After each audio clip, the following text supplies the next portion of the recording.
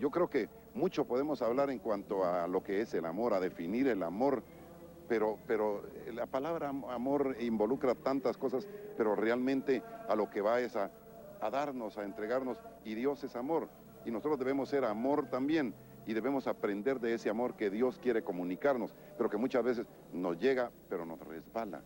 O sea, si no hay amor en nuestros corazones, si no hay amor en nuestras conciencias, si no perdonamos, si no comprendemos a los demás, yo creo que no podemos hablar de la palabra amor, ni siquiera utilizarla. Y es importante, o sea, el Dios es amor, es una frase muy propia del Evangelio de San Juan. O sea, San Juan no encuentra mejor expresión humana para acercarse al misterio de Dios que Dios es amor. Y yo creo que el poder entender que Dios es amor, hay que vivirlo. Nosotros en nuestra vida tenemos muchas veces muchos errores y muchas equivocaciones. Y hay veces no manifestamos, o sea, a la persona o a las personas que realmente amamos, no les manifestamos con hechos concretos el amor que les tenemos. Y lo importante es manifestarles ese amor, porque no basta saber que me aman o que aman. Atención a ustedes que son artesanos de nuestra bella Guatemala. Cómo no, estas personas merecen realmente la felicitación y sobre todo nuestra admiración, porque son precisamente las manos de guatemaltecos que han forjado nuestra identidad, ya que nuestra identidad es el producto de nuestra historia, es la suma de lo que a partir de hace mucho tiempo hemos querido nosotros formar para crear y sobre todo para ver e interpretar nuestro propio mundo.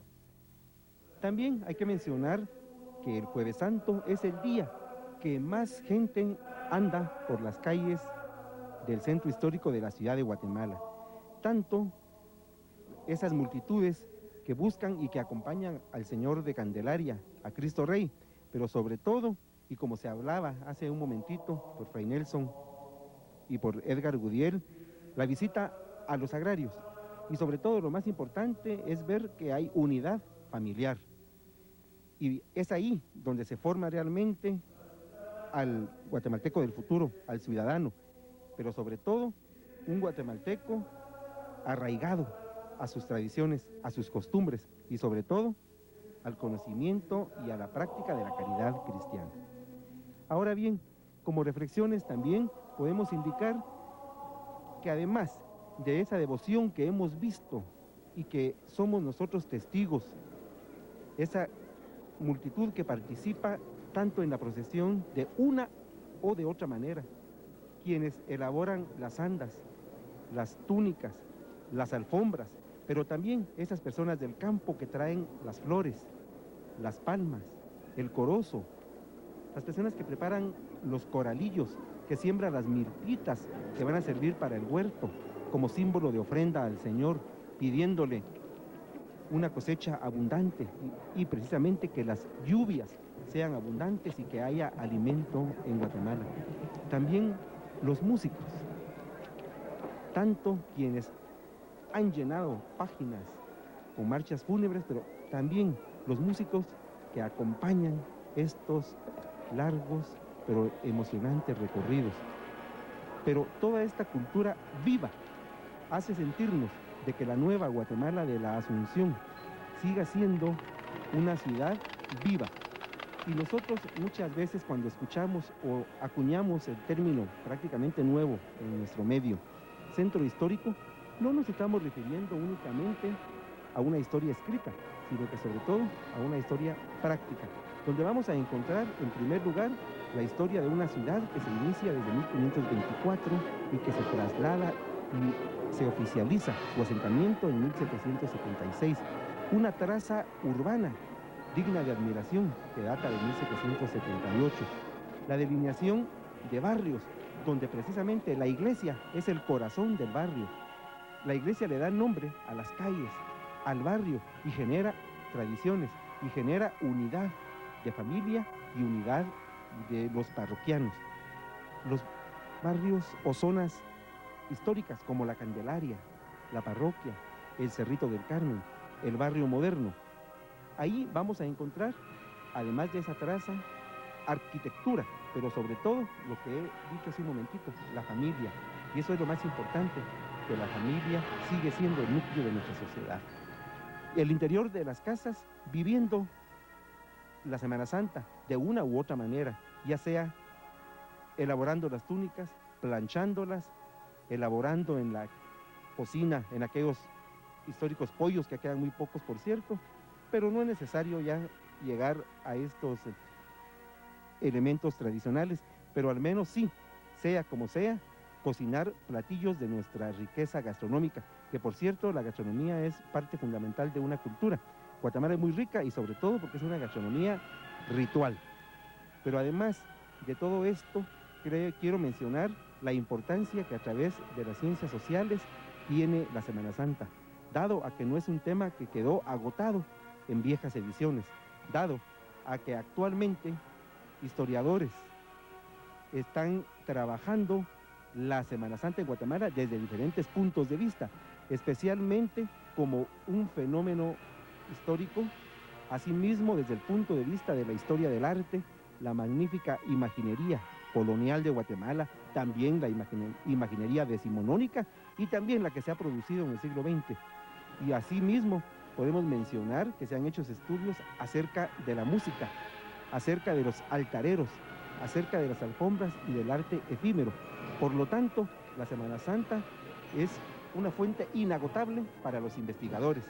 Asimismo, en lo que se refiere al turismo, la Semana Santa para Guatemala representa un momento de alza en el turismo, dado a que de diferentes países vienen a Guatemala precisamente llamados no solo por la belleza del país, sino que por el colorido y el olor de las tradiciones que como la Semana Santa hacen florecer en Guatemala, Juan Jacaranda en el Cerrito del Carmen o un Matilisguate allá en el Parque Infantil Colón. Y esos viejos barrios de Guatemala se transforman en estos días. Dejamos el humo de los autobuses y de los autos y ese humo es sustituido por la riqueza del aroma de los inciensos. Asimismo, caminando por cualquier calle de nuestro centro histórico, a través de una ventana escuchamos una grabación de una marcha fúnebre y vemos a personas que corren o que van hablando acerca de las procesiones. Esto quiere decir de que la sociedad guatemalteca, estas personas que forjan una patria basada en sus raíces, están conscientes de que las tradiciones y sobre todo el practicarlas nos hacen entendernos a nosotros mismos y sobre todo nos hacen prepararnos para un futuro mejor.